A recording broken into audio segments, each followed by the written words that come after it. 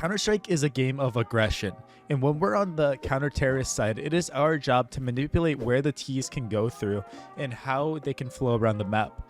We should have a good grip on what they're trying to do and make sure that we have solid map control that ends up actually changing the way the map works. It's why you can play one game and the map feels a certain way, and then the next game it just feels completely different. So today we're going to explain how to dominate on CT side and make sure you can have the upper hand in your matches.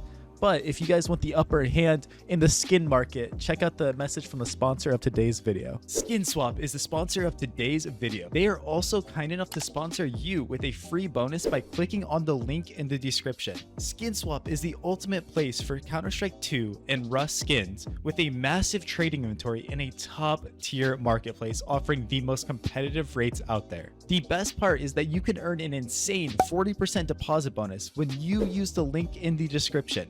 Combine that with the top of the line selling feature, including multiple different cash out methods, and their trading feature, which takes under a minute, and there is absolutely no reason to not sign up with the link in the description.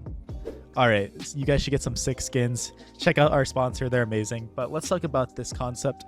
It's called map shrinking. We're trying to shrink the map at all times, right? When we're on CT side, that is our goal. So how can we do this? Take Inferno, for example, we can do this right off the bat. We can change the way the map works and where we could be.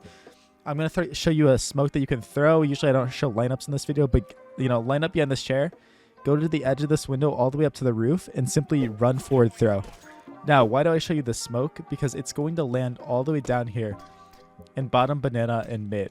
So you could throw that off the beginning of the round, right? Throw that smoke, maybe molly down mid here in case anyone tries to run through. And boom, look at all this control you have now. You could slide down here in mid. And if we just take a look at the radar, now just think about the fact that we are cutting off certain areas of the map, right? So now this is smoked and we can slip down through here, take our fights into Mexi, or just catch a timing. And now we're through all. What is this doing? It's allowing our teammates so much more freedom around the map. They're like, guys, we have a teammate down through Mexi, down mid. He's flanking alt mid. They could get here and get ready to team up with you, maybe peek up with you as you're peeking, or they could clear out halls for you here so that you can crunch it. But say there's nothing here. Say you get all this info, we cleared it. Now we can all stack towards the B bomb site with this guy through alt mid, cutting off all the rotations, getting all this space. And this doesn't just have to be something we do in the mid round, guys. I want you to constantly be thinking, or in the early rounds. In the mid rounds, it's just as important, right? So say we're in a 3v3 situation. We're desperate to know what the T's are doing because there's 2 bomb sites and 3 of us, right? So one bomb site's going to be weak no matter what we do in a 3v3 situation.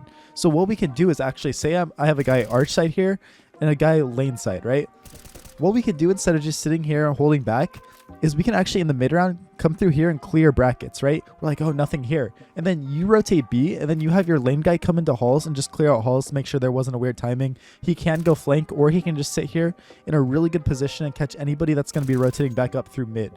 But the whole concept is we've just shrunk the map because now we don't have to worry about certain areas. If we didn't shrink the map like that, we're sitting here and we're both committed to holding, arch side. It doesn't have to be there. It could be here or back here, which these spots aren't necessarily bad. They're not bad spots, but you're just not getting info when you're playing in those spots. And, you can gamble and take a risk. That's totally fine.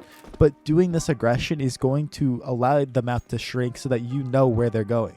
Okay, well now we know it's B site, so I can rotate fast, my teammate can dump utility, and I can get into site here, and now we've stacked into B.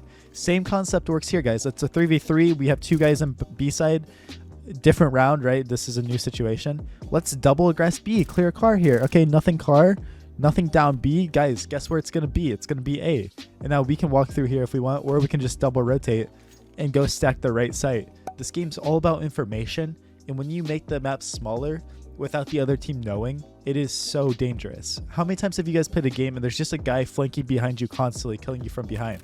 He is shrinking the map. He's manipulating how you're flowing around. He's manipulating your positions so that you don't feel comfortable. It's the worst feeling in the world when you're getting shot in the back of the head because somebody pushed through all the way on the other side of the map, right? It's like why I love throwing the set smoke that lands here. There's a lineup from spawn. And it lands down there because I love going alt here with a flash and taking these fights and doing this. But say they're rushing B or something. Now I have all this information. Guys, there's no one mid. Stack B, right? So now we know. Versus if you're just playing standard every single round, you're playing back doing nothing, right? You're playing back here. All right, I'm the arch player. I'm just going to sit arch the whole round. I'm going to fall back and do this. You're really putting yourself at a disadvantage. You really are. Pick a site on the map to aggress that makes sense to you based on the information given, and go get that information for your team.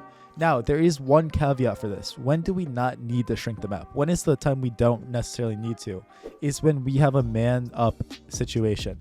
Say we're in a 5v3 situation. Why would we ever take the risk to go through and try to shrink the map when the other team could just pick us off because we're doing a solo play? Boom, I'm dead here because the guy was holding. And now it's a 5v4, or a 4v3, my bad. It's a 4v3, and now it's just like a scuff situation where it can keep snowballing. So when you're in a man-up situation, don't do anything solo. Do everything with your teammates because you're playing on trades then. If you trade out the whole round, you're going to win because you have a 2-man advantage, right? Or a 1-man advantage. This game is all about trading and, you know, getting this info, but there's times where you don't need the info because you have more people than the other team.